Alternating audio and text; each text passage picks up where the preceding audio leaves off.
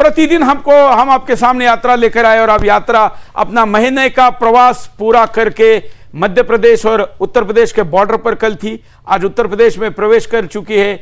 और आज क्या रहा बिल्कुल उन तीर्थों पर जहां प्रभु रामचंद्र जी करीब 11 वर्ष थे, 11 साढ़े 11 वर्ष जहां पर रुके थे, वहां पर चित्रकूट में यात्रा है। और आप जूते निकाल कर बैठिए टीवी के सामने कि आज आपको ऐसे ऐसे दर्शन होने वाले, जिन दर्शनों को करने के लिए आपको महीनों सप्ताह का समय निकालना पड़ेगा अकेला चित्रकूट देखने के लिए।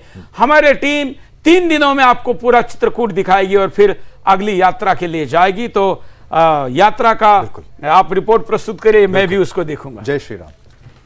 यात्रा की शुरुआत करते हैं। आज मैं आपको बताऊं, यात्रा सफलतापूर्वक आगे बढ़ रही है। जिस तरीके से आपको बताया गया, उत्तर प्रदेश में अब यात्रा है, चित्रकूट में है। काफी लंबा समय यहां पर बिताया गया और चित्रकूट के दर्शन हम आपको अब कराएंगे। महत्वपूर्ण स्थान राम राज्य युवा यात्रा में, जहां पर चित्रकूट में भव्य स्वागत यात्रा का किया गया। जैसे ही प्रवेश किया तो लोग वहां पर मौजूद थे, राम भक्त वहां पर मौजूद थे। और ये दृश्य देखिए, युवा पत्रकार प्रदोष चवानके जी हाथ में चरण पादुकाओं को लेकर साधु संतों का आशीर्वाद प्राप्त करते हुए और उनका साथ मिलना, सत्संग मिलना और ये जनसागर जो साथ चल रहा है निरंतर, यात्रा में आगे बढ़ते हुए अब उत्तर प्रदेश की ये झलक आप देख पा रहे हैं, जहां पर यात्रा में सभी साथ हैं, राम भक्त साथ हैं और ध्वजाओं के साथ माताएं, बहनें, बुजुर्ग, युवा सभी यात्रा में सम्मिलित हैं, साथ आगे बढ़ रहे हैं। और यात्रा का संगीत बजता हुआ साथ में चल रहा है एक जनसागर। और ये गजराज जी महाराज आप देखिए, यात्रा में ये भी सम्मिलित हुए, प्रभु श्री राम का नाम लेते हुए आप इनका भी दर्शन करिए। और ये सौभाग्य हमें प्राप्त हुआ। पुनः मैं दोहराऊंगा, एकमात्र ऐसा चैनल, हर कोई अयोध्या की बात तो जरूर कर रहा है, लेकिन ये पूरा देश राम जी का है, प्रभु श्री राम का ये पूरा भारत है। और भारत का हर वो स्थान उतना ही महत्वपूर्ण है। चित्रकूट के दर्शन आप कर रहे हैं, सौभाग्य आपको प्राप्त हो रहा है। आपसे मैं कहूंगा, अकेले इस यात्रा के दर्शन मत करिए, सपरिवार बैठकर इस यात्रा के दर्शन करा करिए।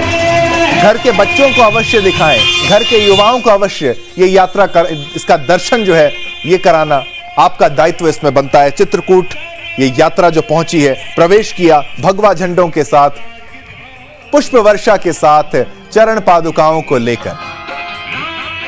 जब भी हम चरण पादुकाओं की बात करते हैं तो भरत जी की याद हमें जरूर आ जाती है। उनको भी नमन करिए, उनको भी याद कीजिए। ये तपस्वियों की भूमि भारत, और भारत में तपस्वियों की भूमि में से एक महत्वपूर्ण आध्यात्मिक स्थान चित्रकूट के दर्शन, जहां से होती हुई ये यात्रा, गजराज जी महाराज आगे चल रहे हैं, उनके संग संग यात्रा चल रही है। पुष्पमाला अर्पित करते हुए, स्वागत करते हुए। राम से भी बड़े राम भक्त ही होते हैं। प्रभु श्री राम का नाम लेते हुए आगे बढ़ते जा रहे हैं और सफलता प्राप्त हो रही है, स्नेह मिल रहा है, आशीर्वाद मिल रहा है, प्रेम प्राप्त हो रहा है उन राम भक्तों का।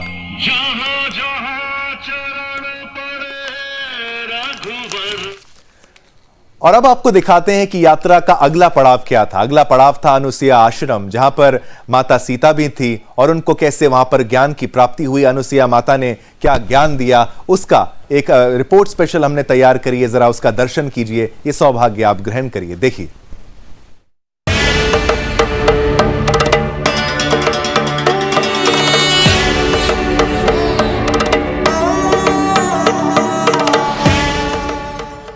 चित्रकूट अपनी आध्यात्मिक विरासत के लिए प्रसिद्ध है और सती अनुसुईया आश्रम उस विरासत का प्रतीक है।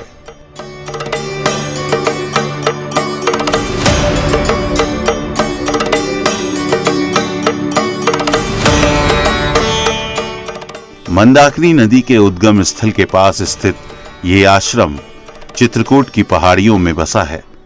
चारों ओर से हरे भरे स्थानों से घिरा हुआ है। यहाँ पर्याप्त खुला स्थान है और ये इसे ध्यान और परावर्तन के लिए आदर्श स्थल बनाता है।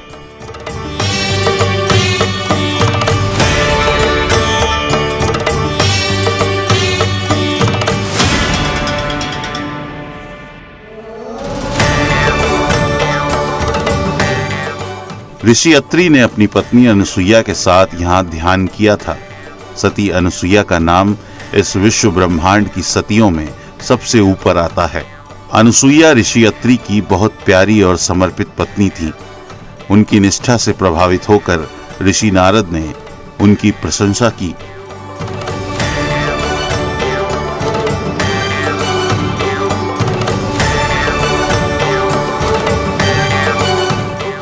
इससे ब्रह्मा, विष्णु और महेश्वर की पत्नियों ने इसकी परीक्षा लेने की सोची।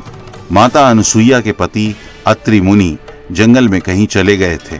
इसी समय ब्रह्मा, विष्णु और महेश तीनों साधु के वेश में माता अनुसुईया के आश्रम पहुंच गए और भोजन मांगा। साधुओं के वेश में त्रिमूर्तियों ने कहा कि हे साध्वी, हमारा एक नियम है कि जब तुम निर्वस्त्र होकर भोजन परोसोगी तभी हम भोजन करेंगे।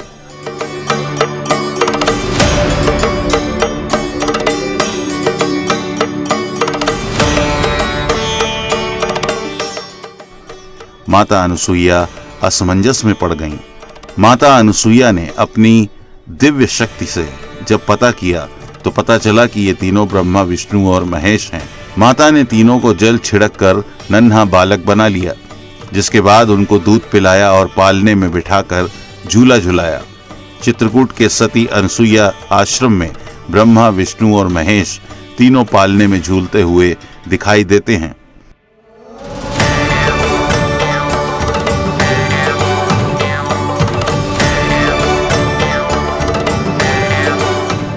माता अनुसुईया भी बगल में बैठी हुई हैं। इस स्थान में यदि श्रृंगार जाकर चढ़ाया जाता है और उसके बदले में यहाँ से सिंदूर जरूर मिलता है। इसी को लेकर ग्रामीण क्षेत्रों में भजन गाया जाता है।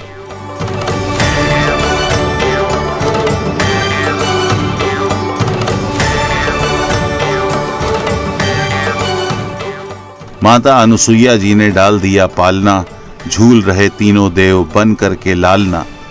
मान्यता है कि जिस महिला की शादी नहीं हुई हो तो 6 महीने तक यहाँ का सिंदूर लगाए तो उसकी मनोकामना पूर्ण होती है।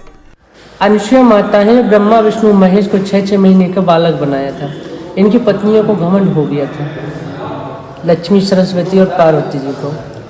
इसलिए माता अनुसुईया का परीक्षा लेने के लिए उन सतियों ने ब्रह्मा, विष्णु, महेश को पहुँचाया था कि जाइए माता अनुसुईया परीक्षा लेकर आइएगा। तो ब्रह्मा, विष्णु, महेश साधु के भेष बनाकर आए रहे माता अनुसुईया के पास। माता अनुसुईया माता से बिना वस्त्र से भोजन मांगी थी। बिना वस्त्र से माता अनुसुईया से भोजन मांगी तो माता अनुसुईया के मन में थोड़ा सा शंका आया और अपने पति को ध्यान किया तो देखा तो ब्रह्मा, विष्णु, महेश साक्षात दिखाई दिए। तो माता अनुसुईया ने इस मंदाकिनी के जल से अपने हाथों में चुल्लू भर पानी लेकर ब्रह्मा, विष्णु, महेश को 6 महीने के बालक बना दिया था।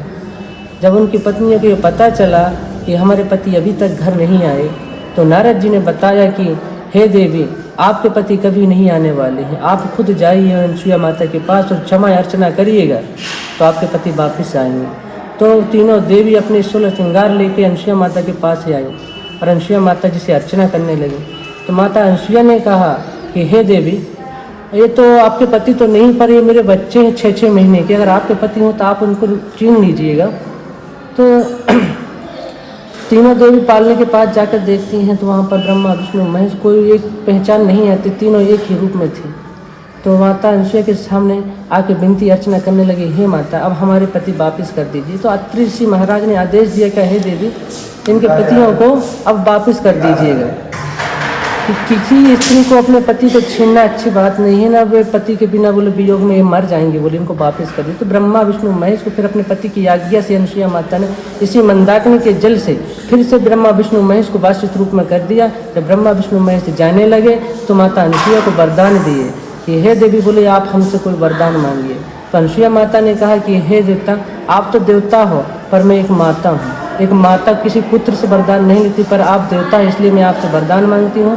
तो आप सबसे पहले मेरे को 2 वरदान दीजिए। पहला वरदान, सदा मैं पति की सेवा करती रहूँ। दूसरा वरदान ये दीजिए कि सदा आप इस पालने खाली करके जा रहे हैं 3 ही अवतार में। ब्रह्मा, विष्णु, महेश के संकल्प में चंद्रमारी से दुर्वासा ने इसके बाद सीता जी जब वनवास के समय समय में आई थी के पास राम, लक्ष्मण और सीता। तो सीता माता को देखी अनुसुईया माता ने तो बहुत क्रोध की कि हे देवी, बोले आपके पति तो आपके साथ हैं और आपने बोले 16 श्रृंगार नहीं किया। एक स्त्री को तो श्रृंगार और सजना धजना केवल पति के लिए होता है। तो अनुसुईया माता ने ऐसा वस्त्र दिए थे कि वो वस्त्र कभी रंगते नहीं थे, कि सूर होता था तो 9 रंग के वस्त्र चमकते थे। तो यहाँ से पति व्रत का उपदेश देते हुए अनुसुईया माता ने आदेश दिया कि सदा ही पति की सेवा करना। तो फिर यहाँ से वे लोग नासिक चले गए रहे। उधर जय श्री राम। जब उमा, रमा और ब्रह्माणी को पता चला कि उनके पतियों को माता अनुसुईया ने बालक बना दिया है तो वो घबरा गईं। उन्होंने माता अनुसुईया के पास आकर क्षमा मांगी। इसके बाद माता अनुसुईया ने बालक बने तीनों आराध्यों को उनका वास्तविक रूप अर्थात ब्रह्मा, विष्णु, महेश प्रदान किया।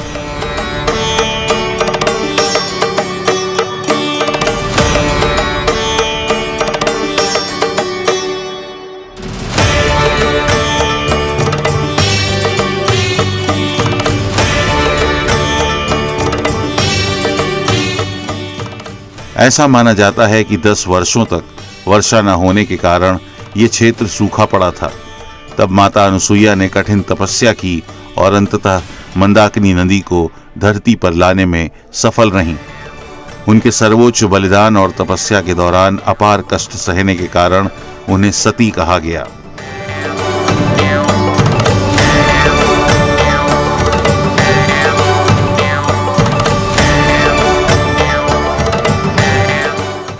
ये आश्रम चारों ओर से घनी वनस्पतियों और पहाड़ियों से घिरा हुआ है।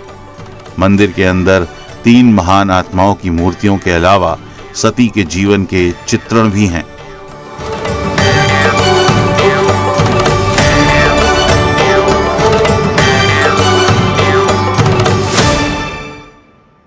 जो इसे और अधिक सौंदर्यपूर्ण बनाते हैं। मंदिर में तमाम देवी देवताओं और ऋषि मुनियों की प्रतिमाएं भी हैं।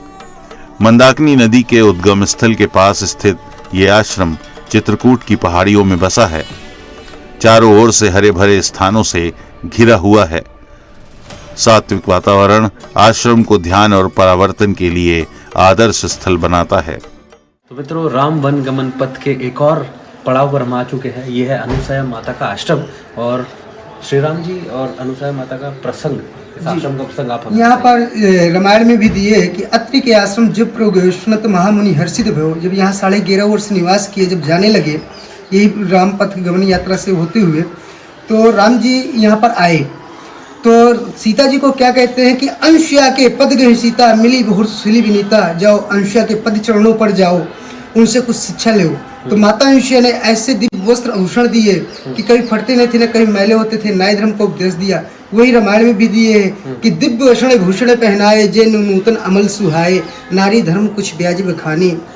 ये माँ की महिमा है। यहाँ पर राम जी और सीता जी, लक्ष्मण जी आए, माता अनुसुईया का आशीर्वाद लिए, ज्ञान लिए। जय माता रानी की, यही माँ की महिमा है। जय श्री राम। अब मिलते हैं अगले पड़ाव।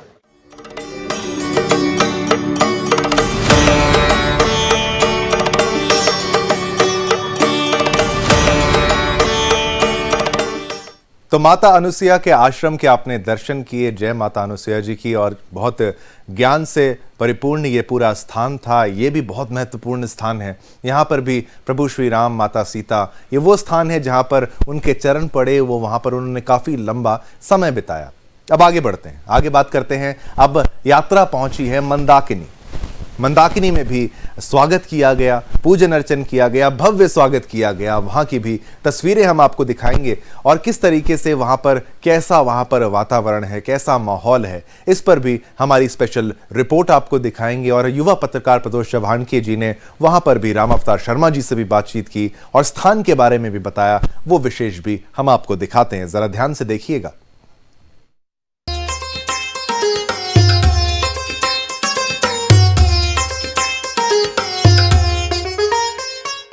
राम राज्य युवा यात्रा जब प्रभु श्री राम की पावन तीर्थ स्थली चित्रकूट के मंदाकिनी गंगा पहुंची तो वहां का माहौल पूरी तरह से श्री राममय हो गया।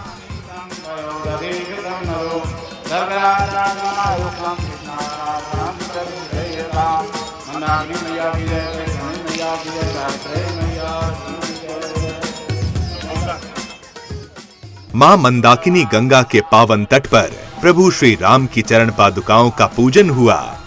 ये वो पावन दृश्य है जिसका दर्शन हर हिंदू को करना चाहिए। ये दृश्य देखिए और पुण्य कमाइए।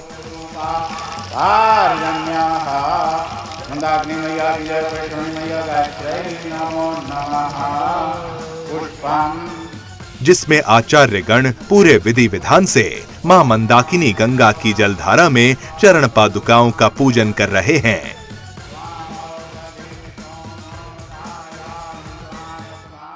नमस्कार, मैं प्रदोष चौहान के आप सभी का राम राज्य युवा यात्रा के 30वें दिन में उस पावन भूमि से आप सभी का स्वागत करता हूँ, जहाँ पर सबसे अधिक समय, सबसे अधिक टाइम श्री राम जी ने यहाँ पर दिया था। हम राम घाट पर है, जो कि मंदाकिनी नदी का एक घाट है। ये वही मंदाकिनी नदी है जिसे गंगा जैसी पवित्रता की मान्यता प्राप्त है। तो हमारे साथ डॉक्टर राम शर्मा जी है। महाराज जी, इस राम घाट और इस मंदाकिनी नदी और श्री राम जी के प्रसंग के बारे में आप सभी को बताएं। दर्शक बंधुओं बहनों, ये बड़ा प्रसन्नता का दिन है हमारे लिए कि हम राम घाट पर हैं। ये वही पावन स्थल है जहाँ माँ सीता, भगवान राम और भैया लक्ष्मण जी कभी स्नान करते थे और बहुत लंबी अवधि तक यहाँ वो रहे थे। राम घाट के बारे में विशेष रूप से मैं बताना चाहता हूँ। ये वही स्थल है जहाँ गोस्वामी तुलसीदास जी को हनुमान जी महाराज की कृपा से राम जी और लक्ष्मण जी के दर्शन हुए थे। इतना ही नहीं, भगवान हनुमान जी के भी दर्शन पहले यहाँ हुए थे। यही वो स्थल है जहाँ कहा गया, चित्रकूट के घाट पे वही संतन की भीड़, तुलसीदास चंदन घिसे तिलक देत रघुबीर। भाई और बहनों, आप लोग अति सौभाग्यशाली हैं कि भगवान राम के चरणों से सिंचित इस भूमि का आप दर्शन कर रहे हैं। यही वो स्थल है। ऊपर यज्ञ वेदी अखाड़ा है। ये भी मान्यता है कि भगवान श्री राम चित्रकूट प्रवास में यही रहते थे। यही वो नाला है जिसके बारे में गोस्वामी जी ने कहा है कि पास में एक नाला बहता था। तो हनुमान जी महाराज की कृपा आप भी प्रार्थना कीजिए कि उनकी कृपा से आपको भी राम जी और लक्ष्मण जी के दोनों राजकुमारों के दर्शन हो जाएं। यही आप सबके लिए शुभकामनाएं। तो चित्रकूट में आज हमारा दूसरा दिन है। कल हमने सभी आश्रमों का भी विजिट किया और आज हम इस राम घाट पर हैं और आज पूरे दिन हम चित्रकूट की परिक्रमा करने वाले हैं। आपको सब कुछ दिखाएंगे क्योंकि वही खास भूमि है जहाँ पर स्वयं भरत जी ने श्री राम जी की पादुका लेकर उनको वो लेने आए थे, बट श्री राम जी ने उनको अपनी पादुका दी और राजकाज अयोध्या का संभालने के लिए उनको यहाँ से भेजा था। तो चलिए, आज दिन की शुरुआत यहीं से की थी, अब आपको आगे ले चलते हैं।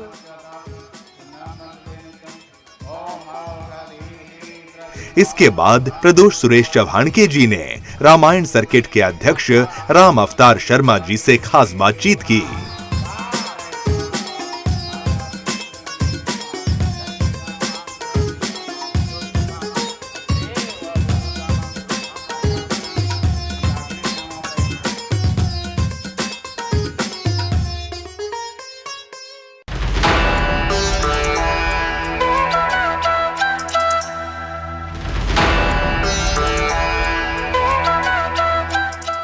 ये दृश्य कामदगिरी पर्वत का है, जहां राम राज्य युवा यात्रा में शामिल श्रद्धालुओं ने परिक्रमा की।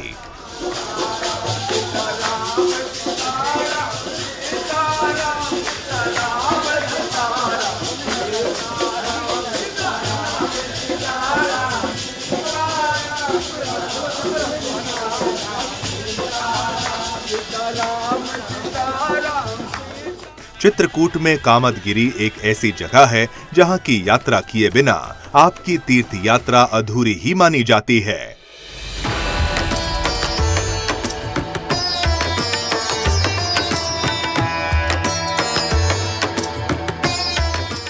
स्थानीय लोग कामदगिरी को असली चित्रकूट भी कहते हैं। वनवास के समय प्रभु श्री राम ने यहाँ काफी समय गुजारा था। राम राज्य युवा यात्रा को लेकर प्रदोष चौहानके जी जब चित्रकूट पहुंचे तो उन्होंने कामदगिरी की परिक्रमा की। सीता राम की धुन के साथ ये परिक्रमा पूर्ण की गई।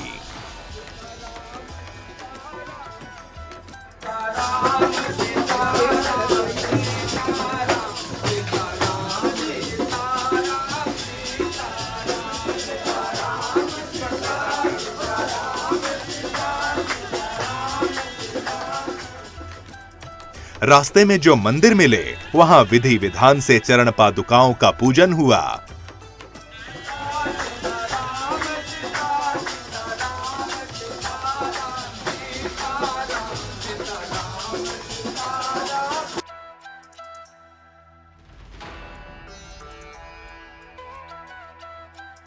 कामदगिरी पर्वत ही वो स्थान है जहां प्रभु श्री राम और भरत जी का मिलाप हुआ था। मित्रों, पहाड़ में हम जो कि 5.5 किलोमीटर की परिक्रमा है वो अभी कर रहे थे और बीच बीच में मंदिर पढ़ते जा रहे थे और हम सभी का देवी देवताओं का मिलन इस चरम पादुकाओं का करवा रहे थे। और इस वक्त मैं समझता हूँ सबसे मुख्य केंद्र पर आ चुके हैं, जहाँ पर राजा राम जी ने अपने छोटे भाई भरत जी को, जो उनको मनाकर जब दंडकारण्य में आगे श्री राम जी बढ़ रहे थे, उनको मनाने के लिए वो यहाँ आए थे कि आप वापस चलिए। तो श्री राम जी ने स्वयं की पादुका उनको दी और भरत जी ने अपने सर पर उठाते हुए, जो इनफेमस सीन आप सब जानते हैं कि जो गाना हम सुनते आए हैं कि राम भक्त ले चला रे राम की निशानी, उसी गाने के दौरान वो चरम पादुकाएं भरत जी अपने सर पर लेके जाते हैं और 14 वर्ष वो भी सिंहासन पर नहीं बैठते, वो भी साइड में कुटिया बनाते हैं, वहाँ पर रहते हैं और वहाँ से अयोध्या को चलाते हैं। और यहाँ पर हम देख पा रहे हैं हमारे पीछे ये वही जगह है जहाँ पर ये सीन हुआ था। पूरे पत्थर वगैरह सब पिघल चुके हैं, ऐसा ये।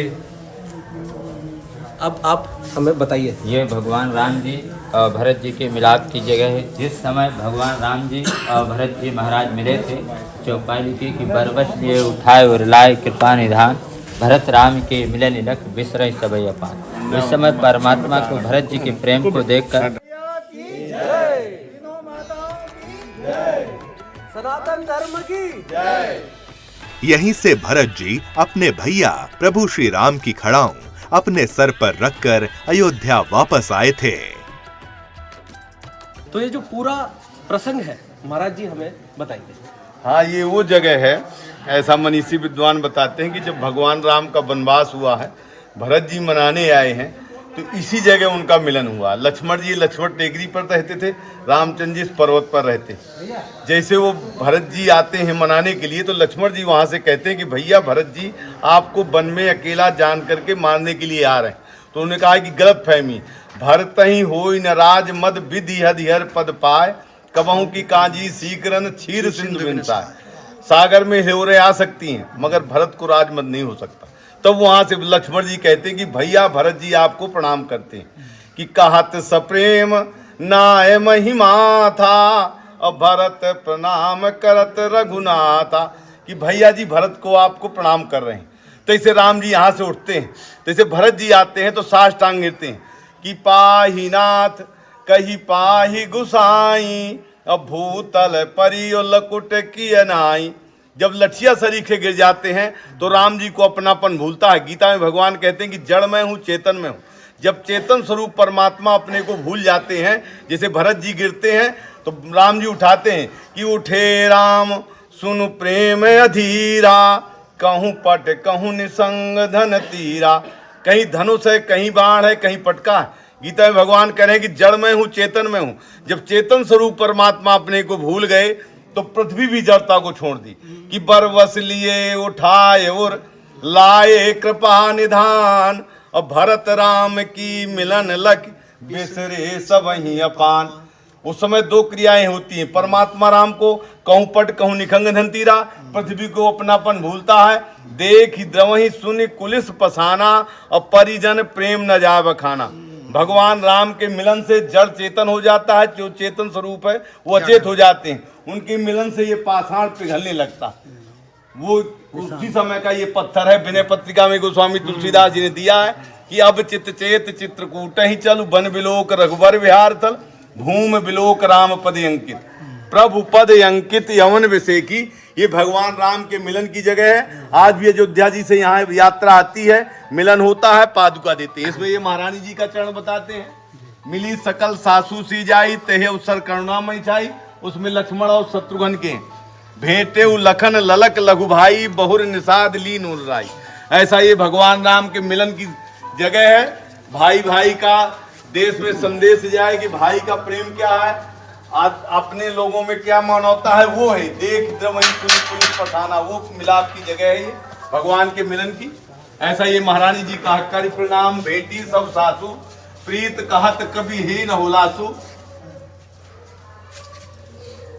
करि प्रणाम भेटी सब सासू, प्रीत कहत कभी ही न होलासु। ऐसे आइए इधर देखिए, भेटे लखन ललक लघु भाई, बहुर निषाद लीन उर्लाई।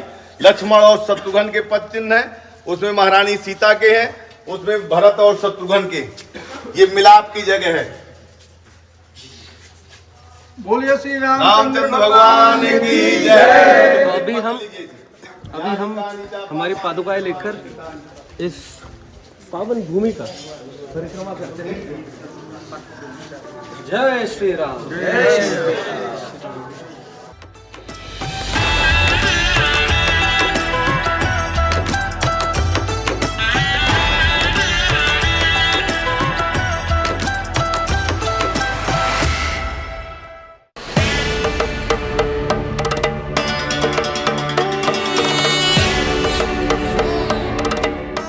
ये चित्रकूट की स्फटिक शिला है। कहा जाता है कि इस स्फटिक शिला पर प्रभु श्री राम एवं माता सीता विश्राम किया करते थे।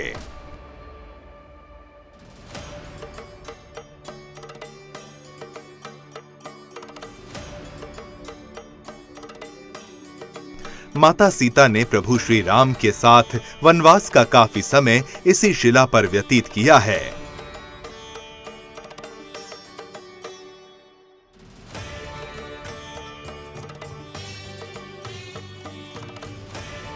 इस शिला पर माता सीता के चरण चिन्ह अभी भी दर्शन के लिए मिल जाते हैं।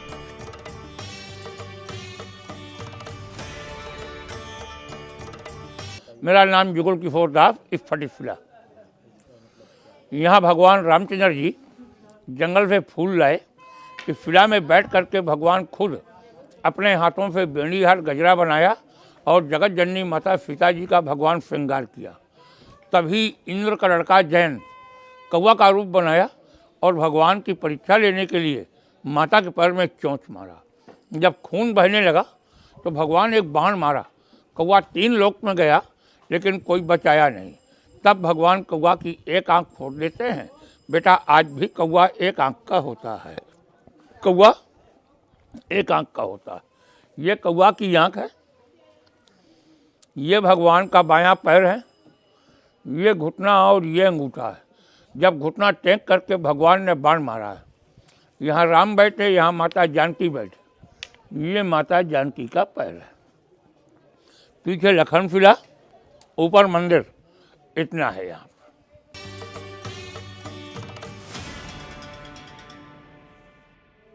प्रभु श्री राम ने इसी शिला पर बैठकर तिनके से धनुष बाण बनाया था। उसके चिन्ह भी दिखाई देते हैं।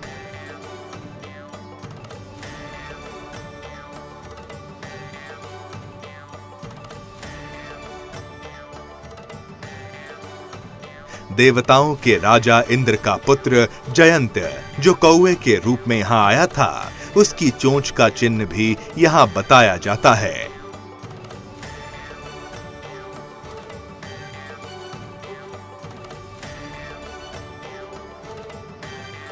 इस पावन स्फटिक शिला का क्या महत्व है? किस तरह प्रभु श्री राम ने जयंत को बाण मारा था? इसकी पावन कथा आइए यहाँ के पुजारी जी के श्री मुख से सुनते हैं। एक बार तुम कुसुम सुहाए, निज कर भूषण राम बनाए। सीता ही पहलाए प्रभु सादर, बैठे फटक शिला अति सुंदर। सुंदर नहीं, अति सुंदर। भगवान राम अपने जीवन काल में केवल एक बार स्वयं भगवान चाहते किसी कोल भेल को भेज देते और वहाँ पे फूल मंगवा लेते, लेकिन भगवान ने ऐसा नहीं किया।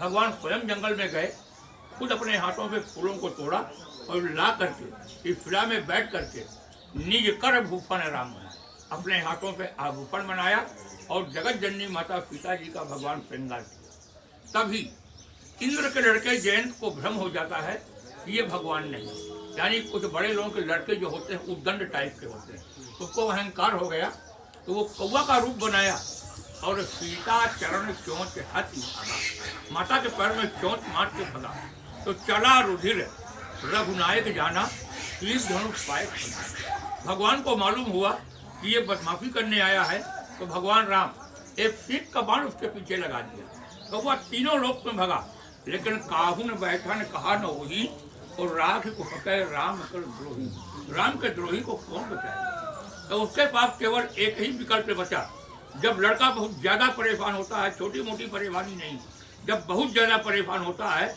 तो उसको एक बार अपने पिता की याद आती है। तो धर निज रूप गयो पितु पाही और राम विमुख राखा त्यहु नाही, अपने पिता इंद्र के पास गया लेकिन वो भी शरणागति से इनकार कर दिया। तब रास्ते में नारद देखा विकल जयंता और लाग दया कोमल पंता, महात्माओं का हृदय कोमल होता है।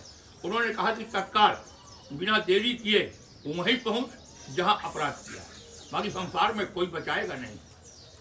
क्योंकि इंद्र का लड़का था, बोलने में होशियार था, भगवान के पास पहुंचते ही अपने को चेंज कर दिया। भगवान से प्रार्थना किया कि जो मैं पहली बार आपके पास आया था तो भगवान मैं आपका प्रभाव देखने आया था, तो प्रभाव तो मैंने देख लिया कि मुझे तीनों लोक में कोई बैठने के लिए नहीं कहा। अब जो मैं लौट के आपके पास आया हूँ तो भगवान मैं आपका स्वभाव देखना चाहता हूँ। तो भगवान को दया आ गई तो फांसी की सजा जो थी वो सजा में तब्दील हो गई। लेकिन आप लोग ये भी सोचोगे कि जब वो भगवान है और शरणागति हो गया तो माफ़ कर देना चाहिए, लेकिन नहीं, उस टाइम का सिस्टम बना हुआ था कि माफ़ी मांगने के बावजूद भी अपराधी को दंड दिया जाता था, लेकिन माफ़ी मांगने पे दंड कम हो जाता था। तो सुनि कृपाल अति आरत बानी और एक नयन कर सजा पानी, भगवान एक आंख खोल देते हैं, तब से आज भी कौवा एक आंख का होता है। क्योंकि एक लाइन तुलसीदास जी ने और लिखा है कि तीन मोह बफ द्रोह यद्यपि तहिकर बध उचित, अब प्रभु छाड़े कर छो को कृपाल रघुवीर को। भगवान के बराबर कृपालु कौन है जो इतना बड़ा अपराध करने के बावजूद भी भगवान ने उसका जीवन दान दे दिया। तब से आज भी सारे संसार में कौवा एक आंख के होते हैं।